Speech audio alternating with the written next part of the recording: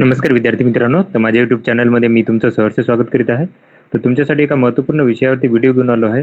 तो म्हणजे महाडिस्कॉममध्ये जी भरती प्रक्रिया सुरू आहे महावितरणमध्ये, तर त्याच्या संदर्भात एक महत्त्वपूर्ण माहिती प्रसिद्ध केलेली आहे.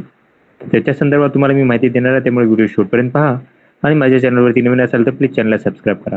आता तुम्ही महावितरणच्या वेबसाईटवरती गेला तर तुम्हाला इथं दिसेल की हे जे शुद्धीपत्रक आहे हे बघा 21 जूनचंच आहे. रात्री ॲक्च्युली रात्री 12 वाजता यांनी शुद्धीपत्रक काढलेलं आहे. त्याच्यानुसार तुम्हाला सांगतो मी हे शुद्धीपत्रक. आता इथे गेल्यानंतर तुम्हाला दिसेल विद्युत सहायकासाठी हे शुद्धीपत्रक असणार आहे. तर ही जाहिरात जी आहे ती आहे जाहिरात क्रमांक 6/2023 आहे विद्युत सहायकसाठी. तर याच्यानुसार जर बघितलं तर हे विद्यार्थ्यानुसार जर बघितलं तर हे 6/2023 ही वेबसाईटमध्ये काय करण्यात आली होती की डिसेंबर 2023 मध्ये प्रसिद्ध करण्यात आली होती. तसेच उमेदवाराला अर्ज भरण्याकरता 20/6/2024 पर्यंत मुदतवाढ देण्यात आली होती. म्हणजे कालपर्यंतची मुदतवाढ होती.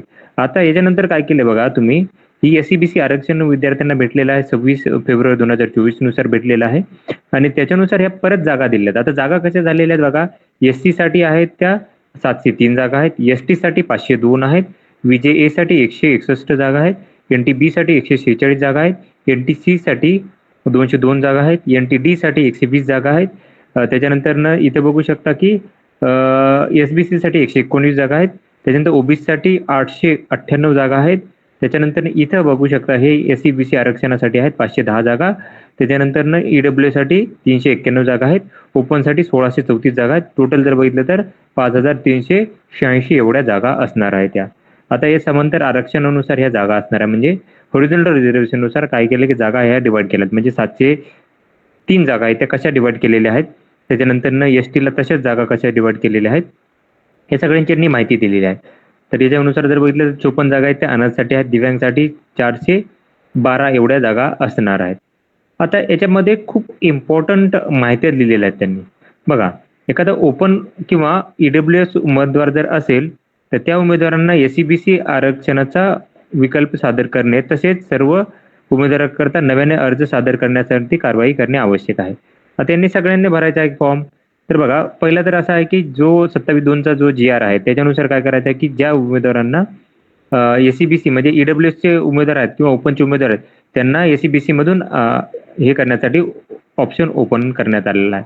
त्याच्यानंतर बघा, एसईबीसी मध्ये जर दावा करायचा असेल तुम्हाला तर त्यांच्या मूळ अर्जात जो आहे तो रद्द करण्यात आला असं समजेल. म्हणजे ओपन मध्ये असाल तुम्ही किंवा ईडब्ल्यूएस मध्ये असाल तो पहिला ऍप्लिकेशन रद्द होईल आणि नवीन ऍप्लिकेशन तुमचं सुरू होणार आहे. आता बघा, सामाजिक व शैक्षणिक दृष्ट्या म्हणजे एसईबीसीचा विकल्प जर सादर केलेला उमेदवार कोणत्याही परिस्थितीत ईडब्ल्यूएसचा लाभ घेणे अनुदेय नाहीये. बघा, याचा विकल्प सादर केलेल्या उमेदवारांना ज्या एसईबीसी प्रवर्गातील उमेदवारांनी ईडब्ल्यूएस मध्ये अर्ज भरला आहे त्यांनी खुला अथवा एसईबीसी प्रवर्ग विकल्प भरणे बंधनकारक आहे. अन्यथा अशा उमेदवारांना काय केलं की विकल्प न भरता ईडब्ल्यूएस प्रवर्गातून निवड झाल्यास त्यांची निवड रद्द करण्यात येईल. यांची उमेदवारांनी नोंद घ्यावी. म्हणजे त्यांची उमेदवारी काय करू शकतो, रद्द केली जाऊ शकते. तर तुम्ही फॉर्म मध्ये जर ईडब्ल्यूएस मध्येच राहिले असाल तर तुमचं काय करणार की म्हणजे ते रद्द करण्यात येणार आहे 100%. त्याच्यानंतर बघा, एससीबीसी उमेदवारांना मागासवर्गीय उमेदवारांपणे वयामध्ये शिथिलता देण्यात येत आहे. त्यामुळे ओपन उमेदवारात जर जे मूळ जाहिराती आहेत वयाधीन ठरले आहेत म्हणजे जे एजबार झालेले आहेत तर 3/3/2003 नुसार त्यांना 2 वर्षाची सूट दिलेली आहे आणि त्यांना नव्याने फॉर्म भरू शकता.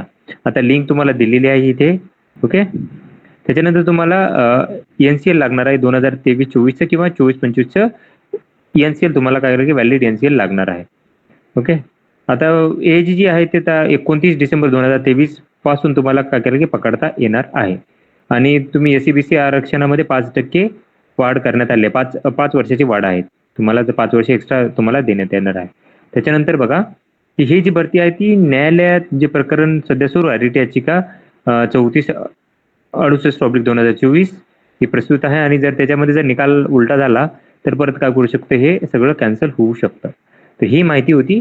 तर अशाच महत्त्वपूर्ण अपडेटसाठी माझ्या चॅनलला सबस्क्राईब करा, व्हिडिओ लाईक करा आणि इन्फॉर्मेशन मित्रांसोबत शेअर करा. धन्यवाद.